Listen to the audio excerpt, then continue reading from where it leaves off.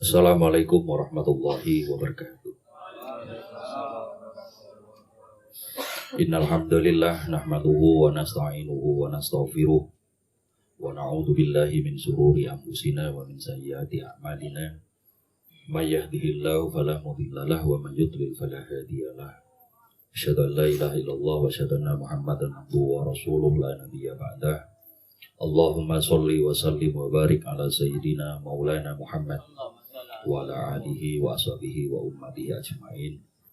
Assalatu wassalamu alaika ya Nabiyallah.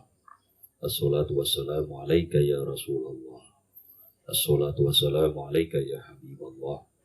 Assalatu wassalamu alaika ya Sofiyallah. Assalatu wassalamu alaika ya sahibas syafa'ah. Amma ba'du. Syukur alhamdulillah teman-teman, malam ini kita bisa kembali ngaji bersama Kak Gus Waidi Sawi'i. Semoga rahmat berkah Allah senantiasa dilimpahkan kepada kita semua, keluarga kita semua, sahabat kita semua, hajat kita semua, dan orang-orang lain semuanya. Salawat dan salam kita hadiahkan selalu buat kekasih kita baginda Rasulullah Muhammad SAW, keluarganya, para sahabatnya, dan umatnya semua. Yang saya hormati Kak Kiai Gus Waidi Sawi'i, dan yang saya hormati teman-teman sekalian.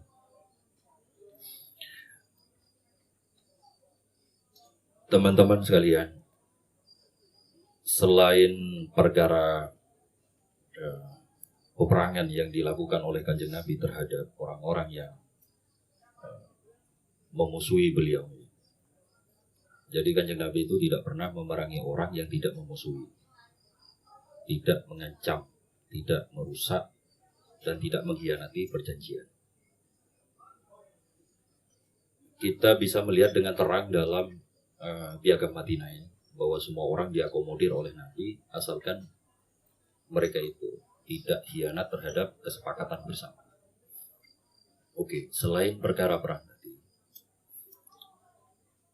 bentuk lain dari penentangan, pengingkaran orang-orang masa itu kepada Kanjeng Nabi SAW ialah dengan mengajukan permintaan-permintaan yang sifatnya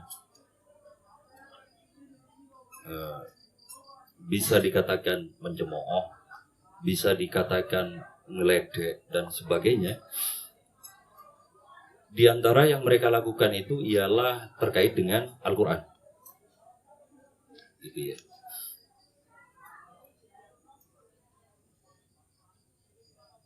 Ada banyak orang di Mekah waktu itu, komandannya itu ada 4 waktu itu, yang memang tokoh terkemuka, orang berpengaruh, para sesepuh lah ya. 4 orang ini yang menjadi lokomotif lah. Selain nama yang masyhur kita kenal seperti Abu Jahal lah ya, terhadap berbagai bentuk permintaan-permintaan yang sifatnya menantang kepada Kanjeng Nabi SAW. Di antaranya ialah meminta bukti-bukti atas kebenaran Al-Quran. 4 orang ini namanya adalah Walid bin Mughirah, lalu ada Umayyah bin Khalaf, lalu ada Aswad bin Muthalib. Muthalib di sini bukan kok Abdul Muthalib ya. Lalu ada lagi As bin Wail. Oke ya. Berbagai intimidasi yang mereka lakukan selama ini kepada Kanjeng Nabi, sampai yang paling memberatkan ialah memutuskan untuk tidak berdagang dengan baninya Nabi itu, Bani Hashim gitu ya, selama 3 tahun, sehingga digambarkan sampai terahnya Nabi itu makan dengan benar-benar dalam keadaan kepayahan, kekurangan. Intimidasi tersebut tidak berhasil menghentikan Nabi dari syiarnya. Lalu mereka masuk kepada jalan dengan mempertanyakan, menghadirkan tantangan-tantangan terhadap kebenaran Al-Quran. Di antara riwayatnya itu begini. Suatu hari serombongan orang musyrik Quraisy itu mengundang Kanjeng Nabi untuk datang ke sekitar Ka'bah. Tentu saja Kanjeng Nabi memenuhi undangan mereka dengan harapan besar bahwa mereka pengen belajar tentang Islam. Semoga lalu di antara mereka ada yang masuk Islam. Mereka lalu mengatakan begini. Mereka minta supaya didatangkan mukjizat-mukjizat terhadap mereka. Mereka mengatakan, wahai Muhammad. Mereka bilangnya Muhammad ya. Setahu kami nabi-nabi terdahulu itu datang dengan membawa mukjizat-mukjizat. Maka datangkanlah mukjizat-mukjizat tersebut kepada kami, maka kami akan iman, percaya kepada. Jadi, mukjizat yang mereka minta itu macam-macam. Ada yang minta supaya dibikinkan lembah emas. Ada yang minta supaya Gunung Uhud itu dibikin berjalan. Dan sebagainya. Kanjeng Nabi dengan keinginan besar supaya mereka itu lalu memeluk agama Islam. Itu pun berdoa kepada Allah. Minta supaya Allah menghadirkan mukjizat-mukjizat itu.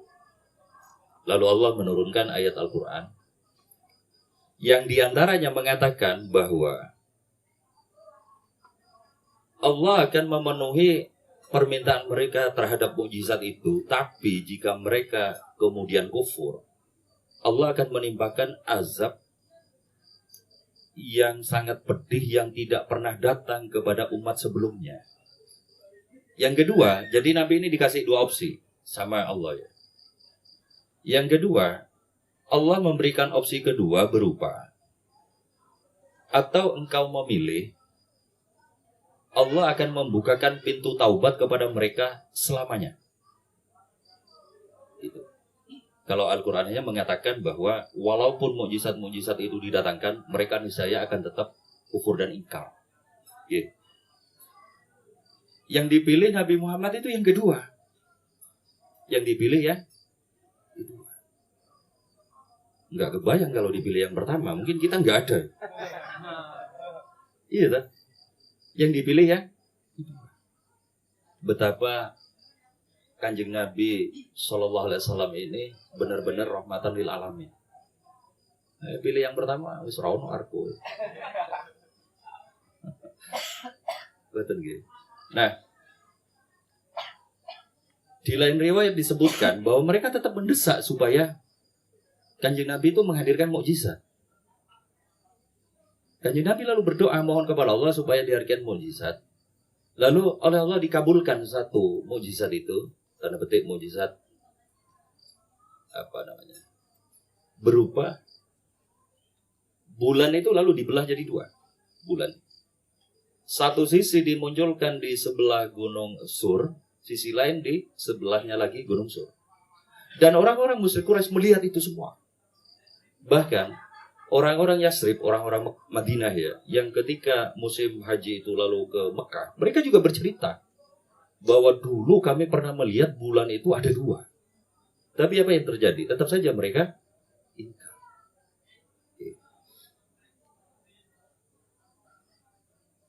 Nah, berikutnya saya ingin menutupkan ini. Tentu saja kita termasuk alhamdulillah lah, golongan orang yang iman, Islam, dan percaya kepada Al-Quran. Salah satu yang dikufuri oleh orang-orang dulu itu adalah Al-Quran. Dan begitu. Sampai mereka itu mengatakan begini kepada Al-Quran. Itu kan hanya buatan Muhammad. Itu kan hanya cerita-cerita orang dahulu. Kalau kami mau, kami bisa membuat seperti itu juga. Bahasa mereka itu begitu. Nah, Al-Quran itu, Allah itu lalu memberikan tantangan kepada orang-orang yang seperti ini untuk membuat karya sejenis Al-Quran. Tantangan Allah itu diwujudkan dalam 4 step. Yang pertama, tantangan yang paling berat. Ini semua diabadikan dalam Al-Quran. Falyatu bihaditsim mislihi in kuntum shadiqin. Oke. Buatlah, datangkanlah Al-Quran ya. Al-Quran itu sering menyebut Al-Quran itu dengan hadis. Ahsanal hadis, kitab terbaik gitu ya. Falyatu bihaditsim mislihi in kuntum shadiqin. Oke, datangkanlah, buatlah Al-Quran se-Al-Quran penuh begitu ya. Yang seperti kualitasnya Al-Quran. In kuntum shadiqin, jika kalian memang benar. Tentu saja mereka nggak bisa membuat tuh. Iya kan? Tapi mereka tetap ingkar. Wis nggak bisa bikin, tetap ingkar. Tetap mengatakan, oh enggak lah gitu ya. Lalu tantangan Allah itu diturunkan grade-nya. Dikasih tantangan kedua yang lebih ringan. Fa'tu bi asri suwarim mithlihi muftaroyatin wada'u man istata'tum min dunillahi in kuntum shadiqin. Kalau kalian nggak bisa bikin satu Al-Quran, buatlah 10 surat saja yang kualitasnya sepadan dengan Al-Quran. Lalu Allah memberikan satu diksi yang mengolok-olok orang penentang itu. Muftaroyatin. Muftaroyatin itu artinya gini. Sak dadi-dadimu. Buatlah 10 surat yang seperti Al-Quran, sak jadi-jadine. Enggak cukup dengan sak dadi-dadine, lalu panggillah siapapun dari sekutu kalian selain Allah. Jika kalian memang benar. Tantangan kedua mereka gagal lagi. Dibikin lagi tantangan ketiga oleh Al-Quran itu yang lebih ringan. Fa'tu bisuratin mislihi. Fa'tu bisuratin mislihi wada'u man istata'tum min dunillahi in kuntum shadiqin. Oke, karena 10 surat gak bisa, bikinlah satu surat saja yang kualitasnya sepadan Al-Quran. Mereka tetap gak bisa. Ya. Tantangan keempat terakhir ya, tantangan keempat dari Allah kepada mereka yang ingkar itu surat Al-Baqarah yang terakhir ini. Wa in kuntum fi raibin mimma nazzalna ala abdina fa'tu bi suratin mim mislihi wad'u syuhadaakum min dunillahi in kuntum. Nah, tantangan ketiga dan keempat ini hanya berbeda satu kata, yaitu pada kata min. Yang pertama tanpa min, mislihi, yang kedua langsung min mislihi. Oke, kata tafsir ini gini. Fa'tu bi suratin mislihi, buatlah satu surat saja yang sepadan kualitasnya dengan Al-Quran. Kalau fa'tu bi suratin min mislihi, buatlah satu surat saja yang rodo-rodo apik kaya Al-Quran enggak apa-apa. Gitu ya. Lalu finalnya oleh Al-Quran itu dibejek orang-orang itu dengan ungkapan seperti ini. Fa'il lan taf'alu wa lan taf'alu. Kalian tidak akan bisa melakukannya dan pasti tidak akan bisa lakukannya. Bahkan ditambah dengan ayat ini. Qul la in ijtama'atil insu wal jinnu ala ayyatu bimithli hadzal Qur'an. La ya'tuna bimislihi. La ya'tuna bimislihi walau kana ba'duhum li ba'din dhahira. Katakanlah wahai Muhammad, ini ungkapan terakhir ini. Umpama mereka mengumpulkan manusia dan jin seluruhnya untuk membuat seperti Al-Quran ini, maka sungguh mereka tidak akan pernah bisa membuatnya walaupun mereka saling bahu-membahu. Gitu ya. Kan mesti ini udah selesai. Uang tantangan nggak bisa 1, nggak bisa 2, 3 diturunkan. Apakah lalu pertanyaan gini, apakah lalu tidak mampunya orang-orang ini dalam memenuhi segala tantangan Al-Quran ini dari yang berat sampai paling ringan itu, lalu membuat mereka beriman? Ya enggak juga. Yang beriman, yang enggak. Faktanya seperti itu. Apa yang mereka minta, atau dalam kurung kita ya, apa yang kita butuhkan dari Al-Quran? Bukankah semuanya itu telah disediakan oleh Al-Quran, tinggal kita aja menggali. Al-Quran sudah mengatakan, walaqad sarrafna fi hadzal Qur'ani linnasi min kulli masal. Sungguh telah kami berikan kepada manusia itu segala perumpamaan yang dibutuhkan manusia dalam Al-Quran ini.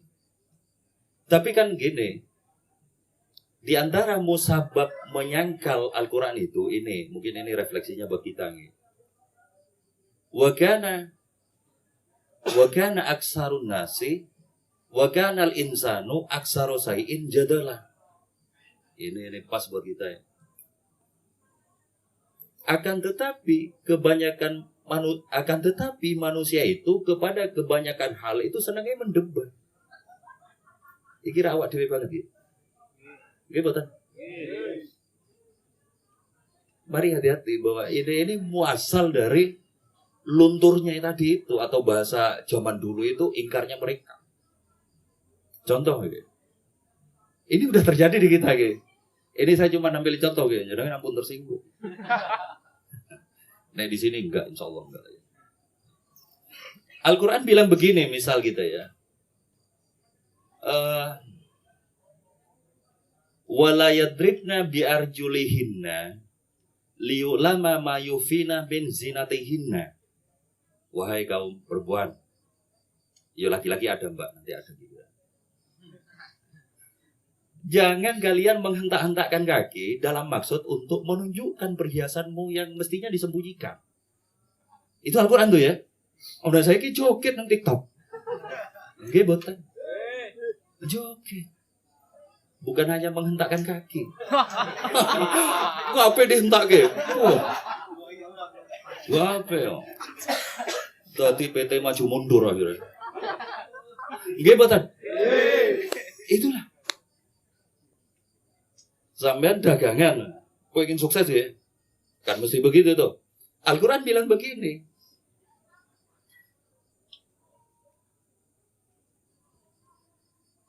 Walau annahum muttaqau la fatahna alaihim barakatim minas samai wal ardh. Andai saja mereka beriman dan bertakwa kepada Allah, maka berkah-berkah Allah akan dibukakan dari langit dan buminya. Walau amanu wattaqau lamathubatum min indillahi khair. Kalau saja mereka beriman dan bertakwa kepada Allah, maka mereka akan diguyur kebaikan oleh Allah. Tapi perhatikan yang kita lakukan apa? Iya rapati sholat. Apa meneh kon ngaji? Nggih boten. Nggih. Ning pengen sugih. Kita jauh lebih percaya pada time is money daripada walau amanu wattaqau lamathubatum min indillahi khair. Sehingga kita lalu dijejali dan akhirnya dikuasai oleh paradigma sekuler bahwa life is in your hand. Suksesmu tergantung tanganmu, jare sapa. Usaha tidak pernah mengkhianati hasil. Ya sing ora duwe tetep ra duwe. Ternyata ada satu hal pesan moral yang disampaikan Al-Qur'an. Wis to, sampean iki nek pengen diparing rahmat berkah Allah, diparing khair oleh Allah, beriman dan bertakwa Allah yang ngatur selebihnya gitu. Tapi kan kita mendebat nih, jadalah tadi itu. Lalu kita membangun perumpamaan-perumpamaan atau narasi-narasi yang semakin kita turut-turut itu lalu semakin membuat kita terjauhkan dari ajaran pokok Al-Quran. Kapan kita bisa sukses ini? Nek kerjaannya pengen ngaji tok. Orang yang kerja siang bengi wae ora sukses-sukses kok meneh ora, kan begitu. Lalu ini kita tampilkan, kita yakini sebagai kebenaran. Padahal ini logika elek. Logika benar kan logika Al-Quran mestinya, kan begitu ya? Gitu betul? Kan mestinya begitu. Al-Quran bilang, wal yasta'fifil ladzina la yajiduna nikahan hatta yudiyahumullahu min fadlih. Kalau kalian belum bisa nikah, ya, hendaklah jaga dirimu sampai Allah memampukanmu menikah. Ini Al-Qurannya. Sing dikarepe pripun? Nikahe engko sik lah, yang jangan saiki. Ngoten mboten? Nggih mboten. Nggih mboten. Kan begitu ya. Kita lalu untuk bab nikah itu ngitung bahwa harus punya income 5 digit, 2 digit. Padahal simbah kita, orang tua kita nggak digit-digit itu tadi. Apa orang tua digit-digitan? Boten lah, enggak tak? Tapi coba yang kita lakukan apa? Atau enggak jenengan lah, orang lain. Yang kita lakukan zaman sekarang apa? Pengennya tetap punya.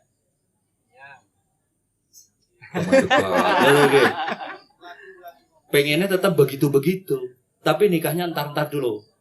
Iya ora Pep.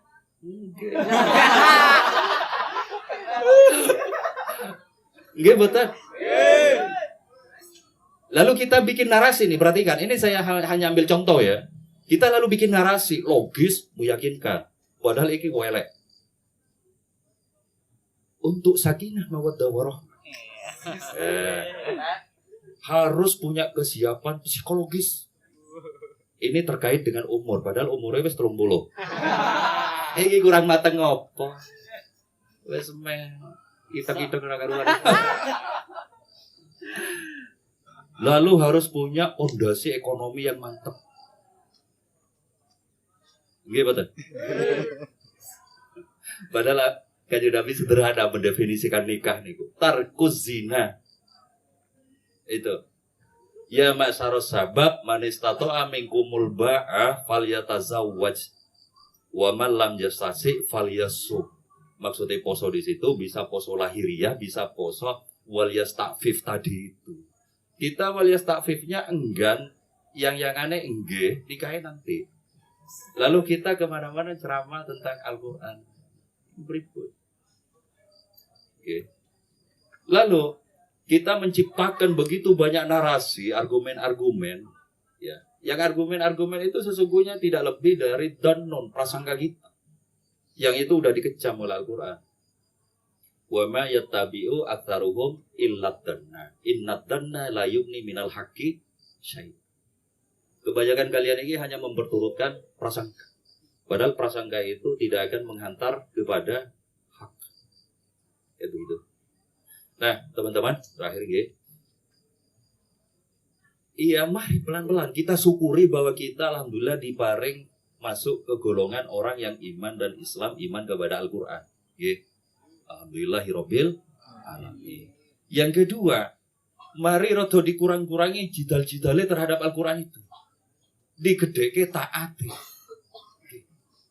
Itu jangan. Karena kalau kita membiarkan jidal-jidal itu terus menguasai diri kita, akhirnya kita akan jatuhnya kepada prasangka-prasangka itu. Danun, hanya nuruti diri kita sendiri.